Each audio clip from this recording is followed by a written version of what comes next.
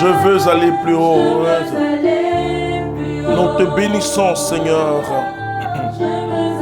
Nous te glorifions, Seigneur. Nous voulons aller plus haut avec toi. Saint-Esprit, je vous salue dans le nom de notre Seigneur Jésus-Christ.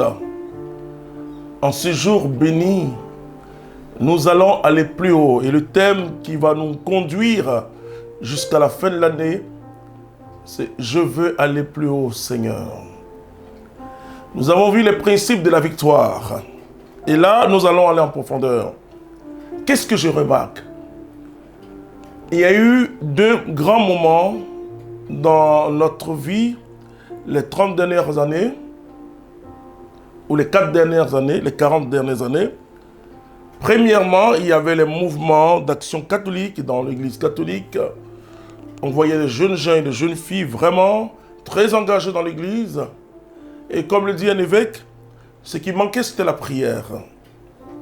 Mais les 40 dernières années, on a vu un courant puissant du Saint-Esprit, le renouveau charismatique arriver. Et on a vu des jeunes gens et des jeunes filles, des personnes qui prient. Mais malheureusement, il y a moins d'action. Alors, ce que nous allons faire dans ce cheminement, c'est mettre ensemble 3 courants. Parce que tous les courants sont suscités par le Saint-Esprit. Là, je m'adresse vraiment à ceux qui veulent aller plus haut. Alors, si tu veux aller plus haut, et si tu sais que ton frère veut aller plus haut, il faut commencer à partager maintenant. Parce que nous allons mettre à nous, par Jésus-Christ, le vrai socle de la vie chrétienne. Très important. Nous allons mettre le courant mystique. Qu'est-ce que ça veut dire? Le courant mystique, c'est vraiment cette vie intime avec Dieu. Mystique comme intimité avec Dieu. Alors nous allons voir que cette action est ce qu'on appelle l'action catholique, les mouvements. Et le renouveau charismatique doit fondre dans quelque chose de plus profond, la vie mystique, ce que j'appelle la vie mystique renouvelée dans le Saint-Esprit. Le saint aujourd'hui n'est pas celui qui a la tête penchée et les yeux qui regardent le ciel, mais qui a les pieds sur terre. On ne peut pas prier et puis démissionner dans ce monde. On ne peut pas aussi opérer dans ce monde sans une vie intérieure avec Jésus. Ce n'est pas possible. Alors nous allons lire Hébreux 6. C'est pourquoi, laissant l'enseignement élémentaire sur le Christ, élevons-nous à l'enseignement parfait, sans revenir sur les articles fondamentaux du repenti des œuvres mortes et de la foi en Dieu, de l'instruction sur les baptêmes et de l'imposition des mains, de la résurrection des morts et du jugement éternel. Donc, ça veut dire quoi? Ça veut dire que aller plus haut, ce n'est pas renoncer à la base catéchétique, à ce que nous avons appris. Mais aller plus haut, c'est comprendre ce que je vis à partir de Jésus-Christ. Donc, ce matin, c'est une grande introduction. Je vais lire en ce milieu du jour. Alors, on va méditer sur le psaume 23-22. Et ça va nous aider à comprendre. Et le thème que je vais aborder, c'est « Lorsque je traverse l'ombre de la mort ». Vous savez, tout est beau quand on peut dire « Oh Seigneur, tu as fait ça pour moi, merci ». Effectivement, il faut rendre grâce à Dieu. Et comme je l'ai dit, l'action de grâce normale, ce n'est pas quand on obtient quelque chose du Seigneur, mais c'est notre espérance dans le Seigneur. C'est-à-dire que, comme le dit Jésus lui-même, avant de faire sortir Lazare du tombeau, il dit « Père, je te rends grâce ». L'action de grâce doit dévancer l'action de Dieu. Alors, si l'action de grâce dévante l'action de Dieu, c'est que tu portes une vision, une grande vision. Voici ce que David dit. Psaume 23, verset 4. Passerai-je un ravin de ténèbres, je ne crains aucun mal, car tu es près de moi, ton bâton, ta houlette sont là qui me consolent. C'est-à-dire que on grandit que dans l'espérance en Dieu. L'espérance ne déçoit jamais. Et je profite pour nous parler un peu de ce qu'on appelle l'épreuve ou la souffrance dans la vie du chrétien. En 30 ans, 11 mois de vie dans l'esprit, et parfois je me suis posé des questions, hein. Je crois que je me trompe. Hein. Je dis, entre ceux qui prient et ceux qui ne prient pas, ceux que les uns prient et les autres ne prient pas. Mais face aux événements de la vie, parce que ta vie chrétienne, c'est pas quand tu es là, joie, joie, le Seigneur est dans mon cœur, non. C'est quand tu vis chaque jour. Tu vis la vie de Dieu au milieu des hommes. Tu vis la vie de Dieu au milieu des épreuves. Vous voyez, je dis souvent aux chrétiens, la croix et la gloire sont deux faces d'une même pièce. Depuis le jour où Jésus est passé par la croix, qu'il est ressuscité, c'est les deux pièces, les deux faces d'une même pièce. Sans vendredi saint, il n'y a pas de résurrection, il n'y a pas de dimanche Pâques. Et le dimanche de Pâques veut dire qu'il est passé par la tribulation. Je ne veux pas te mentir, parce que ceux qui m'ont accompagné spirituellement ne m'ont jamais menti. Oui, je sais qu'aujourd'hui, il y a un peu une façon... Vous savez ce qui se passe aujourd'hui? Il y a dans l'enseignement chrétien, on met du positivisme. Le positivisme, c'est « Oh, tout va aller. Tout va bien. » Qu'est-ce que le positivisme? C'est une réflexion humaine soufflée par ton intelligence et qui fait des fixations en disant « Je vais penser positivement. » Non, la foi n'est pas une pensée positive. La foi, c'est une ferme assurance des choses qu'on espère, une démonstration de celles qu'on ne voit pas. La foi jaillit de l'intérieur de nous sous l'action du Saint-Esprit par la parole de Dieu. Paul nous dit dans Romains chapitre 10, verset 17, « La foi vient de ce qu'on entend, et ce qu'on entend vient de la parole de Dieu. » Donc la foi est une grâce. Mais je peux dire à quelqu'un, écoute, pense que du bien, c'est du positivisme. Alors quand quelqu'un traverse une difficulté, on dit, ok, Dieu va faire. Oui, Dieu va faire, toujours. Il fait toujours. Mais quand tu traverses une difficulté, le plus important, c'est demander à Dieu, qu'est-ce qu'il veut te dire? Si tu commences à demander à Dieu, Seigneur, qu'est-ce que tu veux me dire? Comme Josué, qui demande à Dieu parce que le peuple part en guerre, et Josué chapitre 7, le peuple est vaincu par Haï. Josué s'humilie devant Dieu. Et il demande à Dieu pardon. Sûrement nous avons péché contre toi. Nous avons fait quelque chose qui n'est pas bien à tes yeux. Alors Dieu va révéler à Josué que voici. Souvent, quand on a des difficultés, beaucoup de gens vont vous dire, ce sont les réclamations, le diable, il existe. Hein? Mais il faut comprendre ce que Dieu veut te dire. Parce que si tu es encore chrétien, et que le diable peut à tout moment entrer dans ta vie pour casser quelque chose, écoute-moi bien, le diable est en train de te rendre service, pour te dire que tu n'es pas encore chrétien. Donc, dire que j'ai été attaqué par le diable, ce n'est pas un prestige.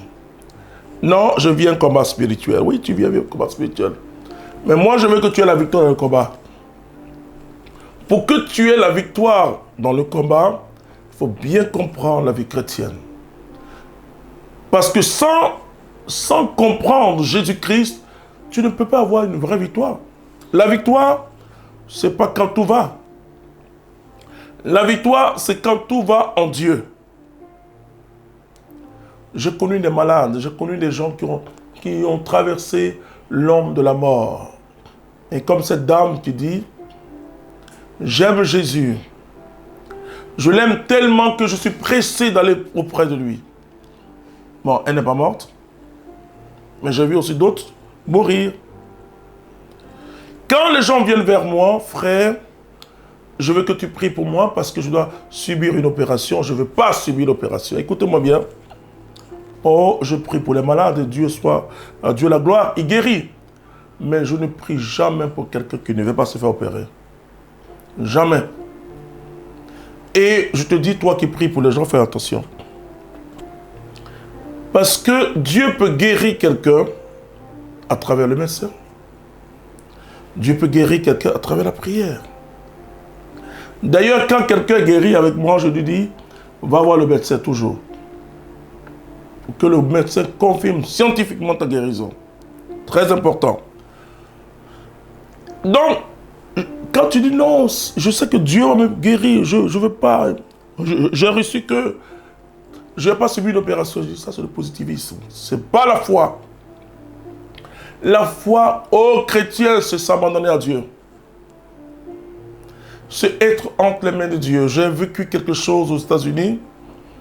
Après ce grave accident, qu'est-ce que je dis à Dieu? Je m'abandonne à toi. Je m'abandonne à toi, c'est-à-dire je m'abandonne entre les mains des médecins. C'est toi qui leur donnes l'intelligence. Alléluia. Alors je salue tous les médecins. C'est vous Dieu qui vous donne l'intelligence. Et je vous dis merci pour tout ce que vous faites pour l'humanité. Quand tu traverses l'ombre de la mort, tu ne dois pas craindre. Quand tu traverses une difficulté que tu n'arrives pas à comprendre, tu ne dois pas craindre. Tu dois vérifier deux choses. Premièrement, Seigneur, est-ce que je t'aime toujours? Deuxièmement, es-tu dans ma barque encore? Parce que l'épisode de la tempête, la tornade qui s'est abattue sur la barque, ce n'est pas ces circonstances-là. Ce qui est essentiel, c'est que Jésus était là dans ta vie. Il était là dans cette barque. Donc, ce qui est essentiel, c'est parce que tu traverses. Alors, nous n'arrivons pas à grandir. Parce que malheureusement, il y a un enseignement qui ne faut pas grandir. Non, je n'ai pas en train de dire que tu dois souffrir, non. Mais je te montre la vraie victoire. La vraie victoire, c'est de glorifier le Seigneur. Comme Job l'a dit, si j'ai béni le Seigneur quand tout allait bien, je bénirai le Seigneur quand tout va mal. Je dis souvent aux gens, si tu n'as pas assez mystique, ne dis pas au Seigneur, je te bénis pour ma maladie, non. C'est possible. Mais je n'enseigne pas ça, pourquoi? Parce que c'est incompréhensible à cause de l'image qu'on se fait de Dieu. Et pourtant, alors mais bénis Dieu dans ta maladie. Bénis Dieu pendant que tu me regardes dans ce que tu traverses. Tu vas témoigner. Tu vas témoigner de sa grandeur. Quand j'agis pour moi-même, dans ce genre de difficultés, bon, si tu veux, Dieu s'assoit, bien sûr, je dois faire humainement ce que je peux faire. Si je suis malade, je vais à l'hôpital, je demande aussi qu'on prie pour moi. Ok? Mais je dois m'abandonner à Dieu. Parce que rien ne peut nous arracher de son amour. Je dois dire au Seigneur, Dieu, je te fais confiance. Oui, comme je dis aux chrétiens, fais confiance en Dieu, c'est quelque chose de très fort. C'est dire à Dieu que ta volonté soit faite. C'est dire au Seigneur, moi, je veux telle chose. J'ai un désir de telle chose, je désire telle chose. Je veux ce poste. Mais Seigneur, je m'abandonne à toi. S'abandonner au Seigneur, c'est être prêt à accueillir sa volonté. Et comme cette personne pour qui je voulais prier, elle dit, bon, prie pour moi. Si c'est la volonté de Dieu, je serai guéri, c'est pas la volonté. Non, c'est pas comme ça. Ça. Non, non, non, non, non. Moi qui prie pour toi, je sais que c'est la volonté de Dieu qui doit se faire. Toi qui pries, toi pour qui je prie, tu dois aussi savoir, mais tu ne dois pas dire, bon, frère, prie pour moi, si c'est la volonté de Dieu, alors je ne prie pas pour toi. Alors reste dans cette volonté de Dieu. Vous comprenez aussi le travers on peut tout mélanger.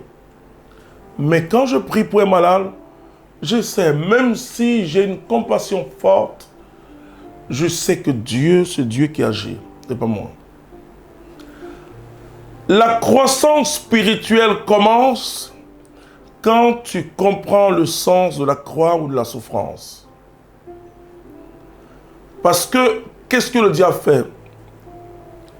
Le diable crée dans l'esprit des hommes ce que j'appelle un sens du bonheur qui se trouve que dans l'avoir. Or, Dieu a déjà donné le bonheur à l'homme. L'homme est déjà dans le bonheur depuis le jour où Jésus-Christ de Nazareth est mort et ressuscité pour toi et pour moi.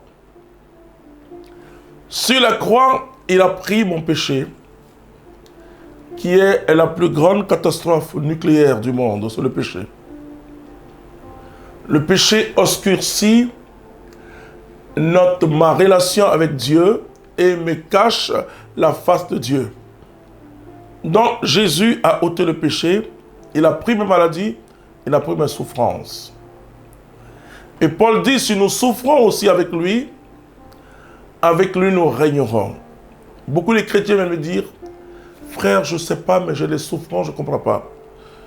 Un jour, une personne est venue me dire, je lui ai dit, écoute, est-ce que tu sais que nous portons aussi la croix de Jésus? Oh, je ne suis pas en train de t'effrayer.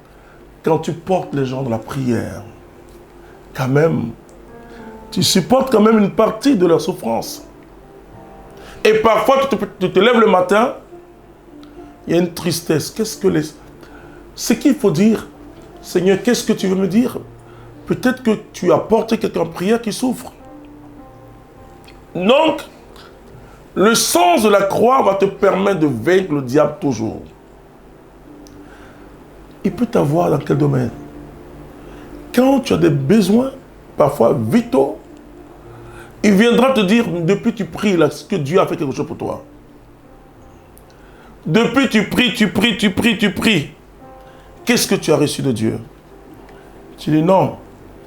Sans prier, Jésus a payé le prix pour moi. Alléluia. Et j'ai le Christ avec moi. Mon bonheur ne dépend pas des choses de ce monde. Mon bonheur dépend d'une seule personne, Jésus-Christ de Nazareth. Je peux te donner quelques témoignages. Et je le dis chaque jour. Moi, j'ai été converti dans une toute petite fraternité de renouveau charismatique de Saint-Jean-les-Cocody qui priait dans la grotte de Blocos. C'est un quartier d'Abidjan. Un village souvelé qui est devenu quartier. Et il y avait 15 personnes de cette petite fraternité du renouveau charismatique de Saint-Jean-les-Cocody. Personne ne priait en langue. Il n'y avait pas eu de prophétie. Et voilà, dans ce lieu anonyme, je peux dire, Dieu a bouleversé ma vie. Alléluia, je lui donne toute la gloire. Mais avant que Dieu me touche, tous les week-ends, j'avais 200 000 francs. Je te parle de janvier 89. 200 000 francs, c'est un peu plus de 300 €. Et à peu près 350 $. Donc, pendant 2 années de ma vie, puisque comment j'avais cet argent? À travers ce qu'on appelle les business, les petits arrangements, avec le go, avec les gars, on fait tout ce qu'on pouvait faire.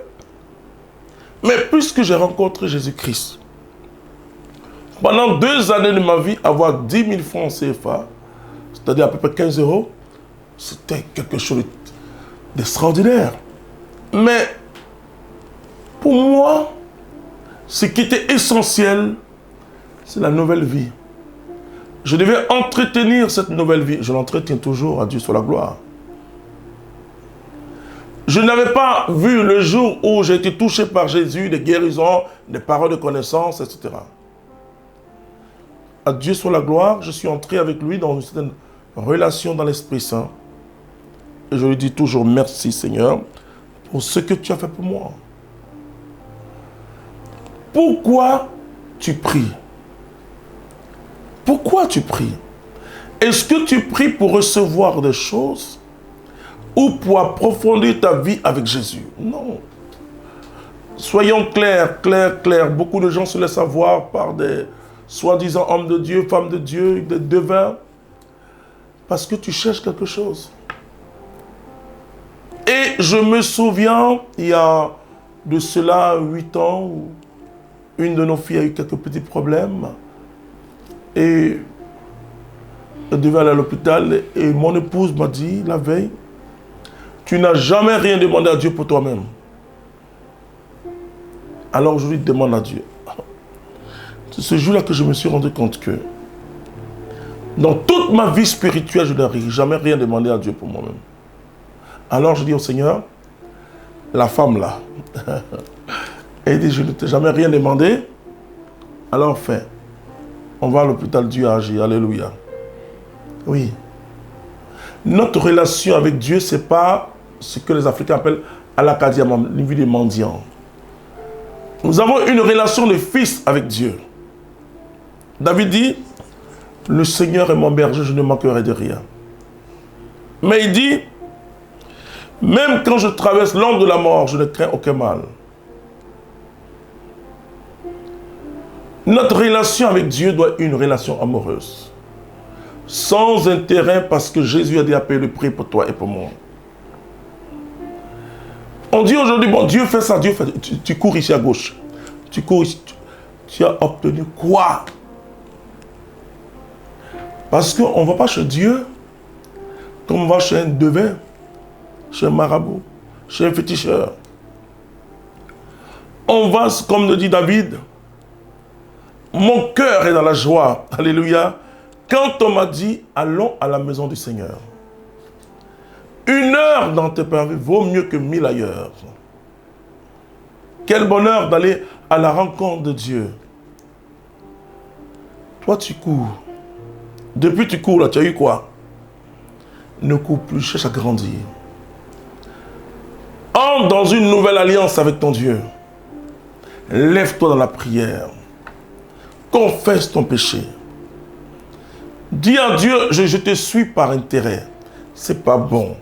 Alors que tu as payé le prix pour moi. Je vais aller plus haut maintenant. Je veux te connaître. Laisse-moi te dire quelque chose. Moi, je prêche. Et là, dans quelques jours, alors je t'invite au séminaire des hommes d'affaires. Hein. Je vais parler aux hommes d'affaires. Je vais leur parler du royaume de Dieu. En marche vers la plénitude, c'est en marche vers le royaume de Dieu. Je vais leur parler. Je vais leur dire que Dieu va les bénir. Et je vais leur dire que je désire qu'ils prospèrent à tous égards comme prospère leur âme. Et je veux qu'ils soient prospères matériellement, financièrement. Donc, je ne suis pas contre le bonheur, je ne suis pas contre ce que les hommes appellent le bonheur. Mais je vais te montrer le vrai bonheur. Le vrai bonheur s'appelle Dieu lui-même. C'est vrai que tu veux faire telle chose, tu te maries, tu veux prospérer, mais cherche Dieu. Quand tu as le Seigneur, et quand après 2 ans de vie, sans avoir 10 000 francs, oui, tous mes habits que j'avais, mais parce que j'avais des habits de church, mais quoi, tout est usé. Mais je souris à Jésus-Christ. Et mes amis du quartier disaient, oh, il est tombé. Le grand sapeur du quartier. Ah, ce jeune homme qui prenait des taxis. Ce jeune homme-là, il marche maintenant. Je riais parce que je dis à Jésus, je t'aime, Jésus. Il y a quelqu'un qui m'a dit que j'ai une folie religieuse. Bon, c'est la meilleure folie. Parce que ce qui était essentiel pour moi et ce qui est essentiel pour moi, c'est Dieu. C'est son royaume. Son royaume. Et je grandissais dans sa présence. Vous voyez, cette phrase où on dit, Jésus grandissait dans la grâce de Dieu. Oui, je grandissais spirituellement dans la grâce de Dieu. Aujourd'hui, quand les gens viennent dans notre maison mère, quand ils voient tous ces bâtiments, ils sont étonnés parce que je suis entièrement détaché du matériel. Je n'ai aucun compte en banque, mais toi, il faut avoir des comptes. Hein? Alléluia. J'ai compris que la vraie vie, c'est Jésus-Christ. J'ai compris que le vrai bonheur, c'est Jésus-Christ. Et je veux te partager ça. Je connais des millions de personnes, des personnalités, des présidents de la République qui me rencontrent, qui veulent que je prie pour eux. Mais je ne demanderai jamais l'argent à quelqu'un. Jamais de la vie. Je suis fier de mon Dieu. Et j'ai toutes les raisons d'être fier de mon Dieu. Il ne m'abandonne jamais. Je ne manque de rien avec le Seigneur. Puisque Dieu me donne son amour. Quand David dit, Yahvé est mon berger, rien ne me manque. Rien ne me manque. Alors, je veux arrêter là. C'est une introduction pour simplement t'aider à grandir. Je veux que tu partages. Partage actuellement. Et tous ceux qui veulent grandir. Parce que, qu'est-ce que les gens cherchent? Tu veux la guérison? Tu auras la vie Zoé. Tu veux la délivrance? Tu auras la vie Zoé. Quand Dieu est en toi, celui qui est en toi est plus fort que celui qui est au dehors. Moi, je dors bien. Je dors bien. Dans les villages où je vais même, où il y a les sorciers, je dors. Parce que je cherche le royaume d'abord. Tu dois chercher Dieu. Tu as un besoin, non? Ça va disparaître. Parce que ton cœur sera comblé de Dieu. Quand ton cœur est comblé de Dieu, le diable recule. Et c'est parce que tu ne seras plus attaché à ce qui t'attache aujourd'hui que tu l'auras. Je dis aux chrétiens, mais la meilleure façon d'avoir, c'est de te détacher. Tu veux te marier? Je suis d'accord, mais détache-toi du mariage. Tu veux prospérer matériellement? Oui, ok, c'est bien. Détache-toi et cherche ton Dieu. Dis à Dieu, je veux sentir le bonheur qui est en toi. Quand le vrai bonheur vient dans ton cœur, oh, c'est pas que tu négliges les choses, non. Mais tu es dans les bras de Dieu et on ne peut pas attraper deux choses ensemble. Paul dit, je cours vers le but afin de saisir le Christ comme il m'a saisi. Alors on va prier. On va chanter avec le cœur, Jérôme, Saint-Jérôme. Hey Gino. Hey Cathy qui regarde.